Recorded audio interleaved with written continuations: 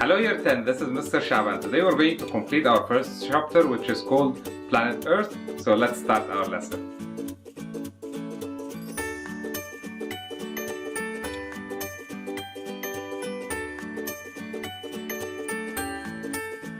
In today's lesson, we're going to have two lesson objectives. The first one is to learn how the water can be purified. The second one is to look for the uses and the cycle of the limestone. The keywords for today are sewage, crust, and exothermic reaction. We're starting first with a quick recap based on the previous lesson. In the previous lesson, we have taken 4 cycles. The first one for the nitrogen, then carbon cycle, oxygen cycle, and water cycle. We have taken how these elements along with water can change between the earth to the atmosphere and back toward the earth. We have taken the cycle of each process of each element, and we have taken the name of the process in which they can change between the earth and the atmosphere. Let's start first with the water on the earth.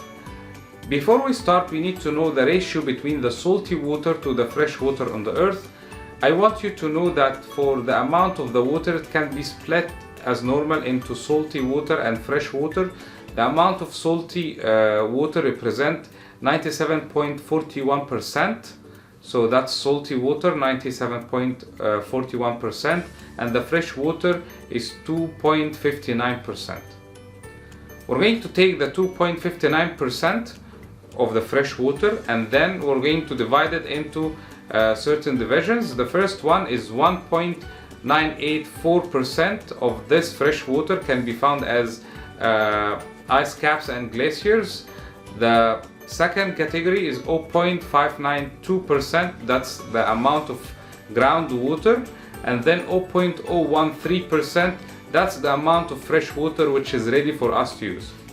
Then this amount of fresh water which is accessible for us will be divided into certain categories as well. The first category is the lake. Lakes represent 0.007% of the overall water on the earth, and then rivers representing 0.0001% of the amount of water found on the earth, followed by 0.001% atmospheric water vapor on the earth, and then 0.005% for the soil moisture. So basically the amount of drinking water or accessible drinking water, which is represented in rivers and lakes, are very, very, very small when you compare it with the amount of overall water found on the earth. We can compare the following by the help of the following picture. This picture represents a small comparison between the salty water and the fresh water. The salty water can be represented in a huge container that can contain 100,000 centimeter cube or 100 dm cube. This is the overall salty water. The amount of fresh water is represented by 3 centimeter cube or 1 spoon. So for every huge container that contain 100,000 centimeter cube, you can take 1 spoon of fresh water for us to drink it. So that's huge amount of salty water to a tiny amount of fresh water. That's why when it comes to the usage of the fresh water, it's always recommended for the people to look into how they use the water and how they consume the water. The following chart is representing how the people are using the fresh water in our daily basis. Huge amount of water is wasted in the toilet, personal washing or washing machines. Washing dishes and gardening is taking a large amount too, and the tiny amount goes for cooking and drinking water. That's why scientists are looking into devices or ways in order to cycle this amount of water that is wasted in the toilets, personal washing machine, and washing clothes, in order to reuse it in like agriculture or other uses, but to not waste this amount of water. After we have spoken about the ratio of the fresh water to the salty water, right now I want to ask you a question. Are we able to drink the water directly from the river as it is, or shall we take the water into a treatment process in order to make it clean for us to use it? I want you to think about an answer for this question. Is the fresh water which is found in the river ready for us to use it? Is it clean enough, or shall we clean it, one more time. You know, pollution is taking place everywhere. Air pollution, water pollution, all of these are bad effect that was caused by the help of humans. So we need to take the river water in a treatment process in order to make it ready for us to drink it.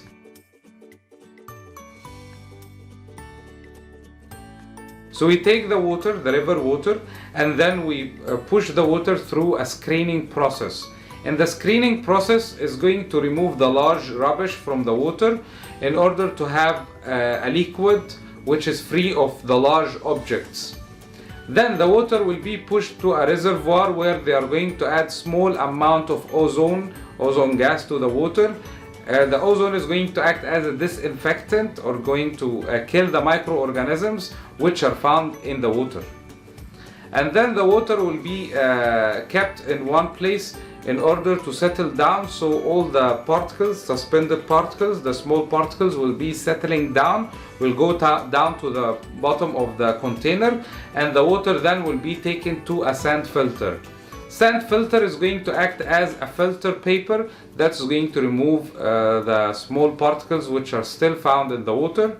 Then another dose of ozone will be given to act as to kill the pesticides or to act as a disinfectant, and then the water will be taken through micro strainers. They are going to remove the small micro particles which are found in the water, followed by another dose of chlorine that is going to kill the microorganism to make sure that the water is purified without any microorganisms or any infection. Within this process, we tend to add activated carbon. Activated carbon has a very important role, which is going to remove the smell or the chemicals from the water. So we make sure that the water is pure enough for us to use it in the drinking or cooking.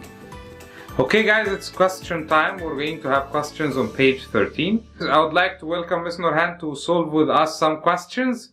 So welcome Ms. Nurhan. Welcome Mr. Shaban, welcome Yurten.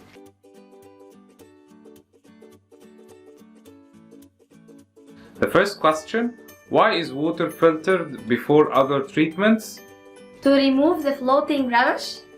Why is chlorine added to water? To disinfect the water. Why is distillation of seawater an expensive way of making drinking water? Because it consumes a huge amount of energy in order to evaporate huge amount of water for distillation. What is the main danger of letting untreated sewage into river? It pollutes the water. Why are nitrates from fertilizers dangerous in the water supply?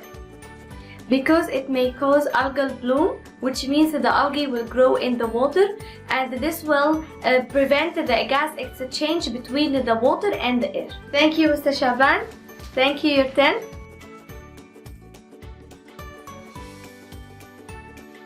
The second learning objective of today's lesson is to look for the uses and the cycle of the limestone. Before we start with the cycle of the limestone, I would like you first to know the uses of the limestone. So limestone can be used in different industries like the steel, concrete, cement, papers, and to make the roads and building, to make the glass, or at the end we can use it as a substance that can neutralize the effect of the acid rain or the acidic lakes. So let's talk about the limestone. Limestone has a small cycle. We're starting first with limestone or calcium carbonate.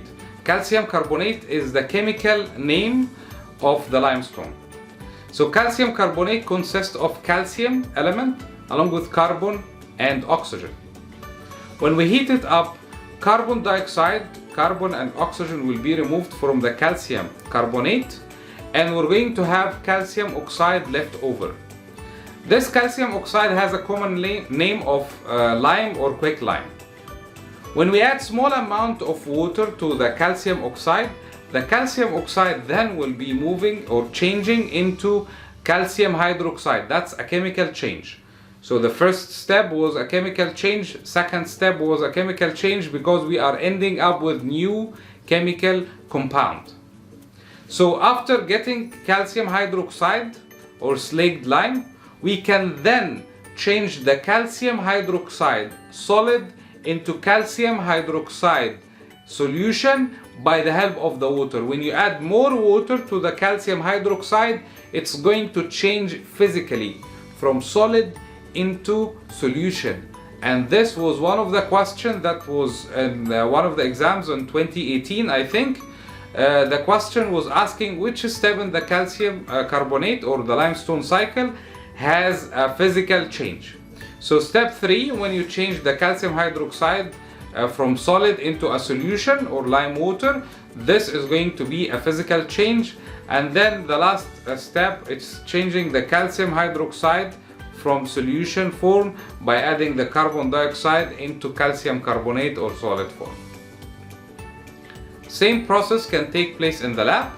So I want you to look at this picture. This picture represents the cycle of the calcium or the limestone or calcium carbonate in the lab.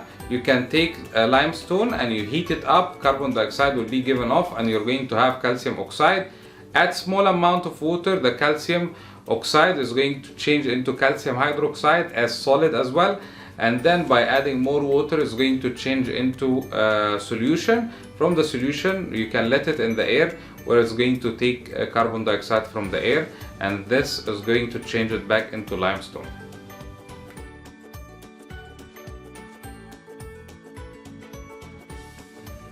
In today's lesson, we have taken how the fresh water can be purified, we have taken how the limestone can be used in some industries, and we have taken the limestone cycle. I hope you have enjoyed today's lesson, and see you next time.